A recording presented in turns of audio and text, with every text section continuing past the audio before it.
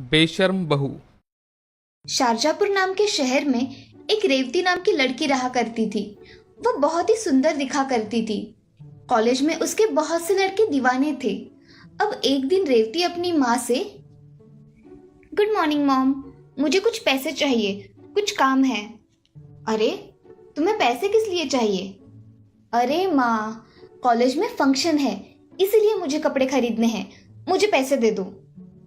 हाँ, ये लो पैसे, मगर जो वापस आए वो मुझे दे देना। जी माँ।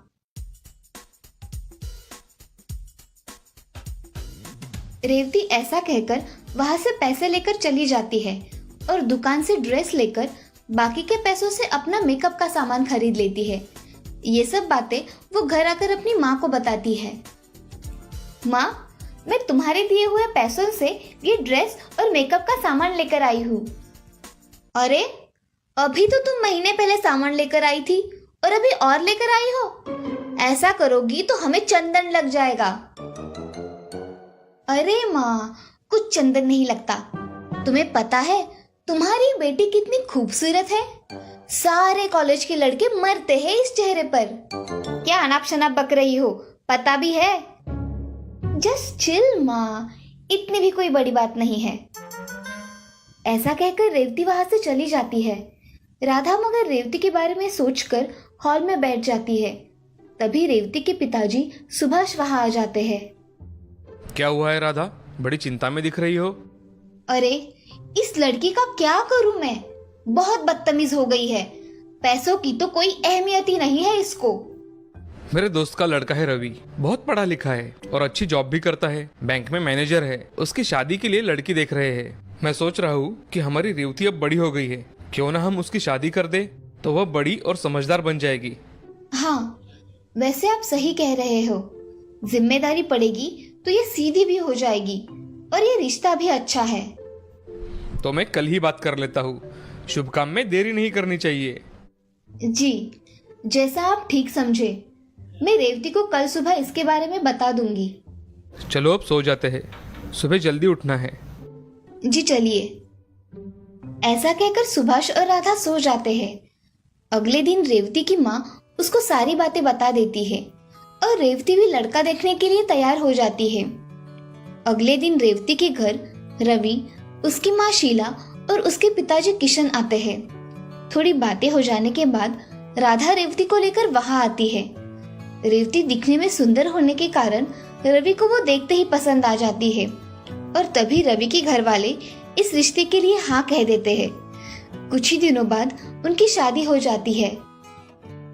रेवती नई होने के कारण उसकी सास को कोई मदद नहीं किया करती थी। उसकी सास एक दिन, अरे ओ बहू, जरा चाय बनाओ हम सबके लिए। आज तुम्हारे हाथ की चाय पियेंगे।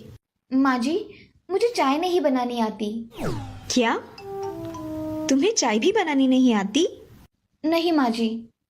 खाना तो आता है ना? नहीं माँ जी, मैंने आज तक कुछ भी बनाया नहीं है। क्या कह रही हो? अब थोड़ा थोड़ा सीख लो। अब के बाद तुम्हें ही यह गृहस्थी संभालनी है। नहीं माँ जी, मैं तो अभी शादी होकर आई हूँ, मुझे ये सब काम नहीं आते और मुझे अभी के लिए मेरी सहेलियों के साथ जाना है। अरे बहू, आज घर में कुछ मेहमान आने वाले हैं तुम्हें देखने के लिए। तुम रुक जाओ। माँ जी, मैंने अपनी सहेलियों को प्रॉमिस किया है, मैं अपना प्रॉमिस नहीं तोड़ सकती। ऐसा कहकर रेवती वहां से अपने कमरे में चली जाती है और तैयार होकर छोटे छोटे नए फैशन के कपड़े पहनकर आती है। तभी उसकी सास और ससुर हॉल में ही बैठे होते हैं। अरे बहू, ऐसे कपड़े पहनकर कहाँ जा रही हो? कुछ शर्म है या नहीं? मैं अपने सहेलियों से मिलने जा रही हूँ, तो ऐसे ही कपड़े पहनकर जाती हूँ। आपको पता नहीं है क्या? अरे बहू, साड़ी में ना सही, पर तुम पंजाबी ड्रेस पहनकर जा सकती हो ना? मैं पहले से ही ऐसे कपड़े पहनती हूँ सासू माँ। अरे शीला, मेरी चाय लेकर आओ। वही बातें करोगी क्या? हाँ, अभी लेकर आती हूँ। और बहू, तुम घर जल्दी आना, ठीक है? ये सास भी ना बहुत रोक टोक लगाती रहती है। जाने दो, मैं तो मेरे फ्रेंड से मिलने जा रही हूँ। ये लीजिए आपकी चाय। और आपने तो बहू को कुछ भी नहीं कहा ऐसे कपड़े पहनने पर। बेशर्मी की भी कोई हद होती है। जाने दो भाग्यवान, धीरे धीरे इस घर के सारे तौर तरीके सीख जाएगी हमारी बहू। मुझे तो नहीं लगता। यहाँ तो चाय बनानी भी नहीं आती, तौर तरीके तो दूर की बात है। ऐसा कहकर शीला अपना काम करने किचन में चली जाती है। ऐसे ही कुछ दिन बीत जाते हैं। तभी घर पर रेवती की कुछ सहेलियां आ जाती है। हाय रेऊ, कैसी हो? और ये काम वाली रखी है क्या तुमने? हाय सोना शिवानी, कैसी हो तुम? ये मेरी सास है। आओ बैठकर बातें करते हैं। ऐसा कहकर सोना, शिवानी और रेवती बैठकर बातें करने लगते हैं। उसी समय रवि ऑफिस के लिए निकलता है और उन सहेलियों की बातचीत उसके कानों पर पड़ती है। तभी रवि, अरे रेवती, ये कौन है हमारे घर पर? रवि ये मेरी दोस्त है, मुझसे मिलने यहाँ आई है। अच्छा, मगर तुमने इन्हें बताया नहीं कि माँ के बारे में कुछ कहा तो मुझे पसंद नहीं है, और ये माँ को काम वाली कह रही है और तुम चुप हो। जाने दो ना रवि, क्यों बात का बतंगड़ बना रहे हो? तुम्हें समझ में आना चाहिए रेवती, किसकी हैसियत क्या है, समझी? ऐसा कहकर रवि वहाँ से चला जाता है। रेवती की सहेलियां भी खुद का इंसल्ट होने की वजह से जाने के लिए निकलती है। अरे रेवती, हम निकलते हैं, बहुत देर हो गई है। हाँ चलो, बाय रेऊ। अरे यार रुको तो सही, इनकी बातों को दिल पर मत लो, रुको। हमारी ऐसी इंसल्ट किसी ने नहीं की, बाय। ऐसा कहकर सोना और शिवानी वहाँ से चली गई। ये सब देख रेवती को बहुत गुस्सा आया और उसने पुलिस स्टेशन फोन लगाया और पुलिस से, नमस्ते इंस्पेक्टर साहब। नमस्ते जी, कहिए। मुझे एक कंप्लेंट दर्ज करनी है। मेरी सास और पति मुझे कुछ भी भला बुरा कहते हैं। आप यहाँ आकर उनको समझाइए ना। हम अभी आते हैं। जी इंस्पेक्टर साहब। ऐसा कहकर रेवती अपना फोन रख देती है। तभी उसके पीछे सास खड़ी दिखाई देती है। तभी, माँ जी आप कब आई? तुम जब पुलिस स्टेशन में फोन कर रही थी तभी आई। और क्यों खुद की इज्जत खुद ही चौराहे पर निकालने पर तुली हो? मेरे और मेरे बेटे के बारे में तुमने बहुत कुछ कहा है। अब वो तुम्हें माफ करेगा या नहीं मुझे पता नहीं। आप लोगों को ऐसा ही चाहिए, समझी? फिर ठीक है बहू, मैं मेरे बेटे को बुला लेती हूँ। ऐसा कहकर रेवती की सास वहाँ से चली जाती है और अपने बेटे को फोन करके घर पर बुला लेती है। ये सब सुनकर रवि हक्का बक्का हो जाता है और जल्दी जल्दी में घर चला आता है। तभी रवि के घर पुलिस आ जाती है। पुलिस को देख रवि, क्या हुआ इंस्पेक्टर साहब, आप यहाँ? मुझे आपकी पत्नी ने यहाँ बुलाया है। उन्होंने आपकी और आपकी माँ की कंप्लेंट लिखवाई है। क्या? मगर ऐसा कुछ भी नहीं हुआ है इंस्पेक्टर साहब। ऐसी कंप्लेंट लिखवाई है आपकी बीवी ने। रेवती, तुमने कंप्लेंट लिखवाई है? क्या हुआ क्या है तुम्हें? मैंने सही किया है। इंस्पेक्टर साहब इन्हें लेकर जाओ या इन्हें समझा दो। इन्हें किसी से बात करने की तमीज नहीं है। उसका ये बर्ताव देख रवि और शीला को बहुत बुरा लगता है। पुलिस रवि को बहुत खरी खोटी सुनाकर वहां से चली जाती है।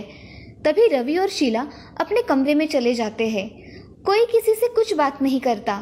तभी रेवती बोलती है, अच्छा हुआ, इनको ऐसा ही सबक मिलना चाहिए था। अब आया ऊंट पहाड़ के नीचे। ऐसा कहकर रेवती दूसरे दिन अपने मायके निकल जाती है। सारी घड़ी घटना रेवती की सास पहले ही उसके माँ को बता देती है और रेवती के घर आने के बाद रेवती की माँ उससे, रेवती तुझे समझ में आ रहा है तूने क्या किया है?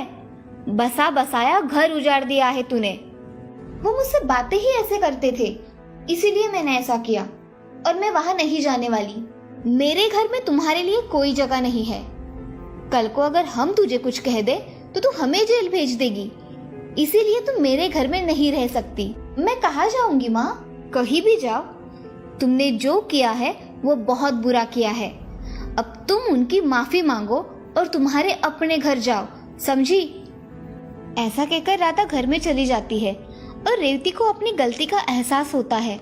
वो मन ही मन, मैंने अपने घर वालों के साथ बहुत बुरा बर्ताव किया है, मुझे उनसे माफी मांगनी पड़ेगी। क्या पता मुझे माफ कर दे तो। ऐसा मन में सोचकर रेवती उसके घर चली जाती है। तभी उसकी सास, अब क्या रह गया है बहू? माँ जी मुझे माफ कर दीजिए, मुझसे गलती हो गई। अरे तुम किस मुंह से माफी मांग रही हो रेवती? अगर मेरे बेटे ने तुम्हें माफ कर दिया है तो ही मैं तुम्हें माफ कर दूंगी। हाँ माँ जी, मैं उनसे भी माफी मांगती हूँ। और अब क्या रह गया है रेवती?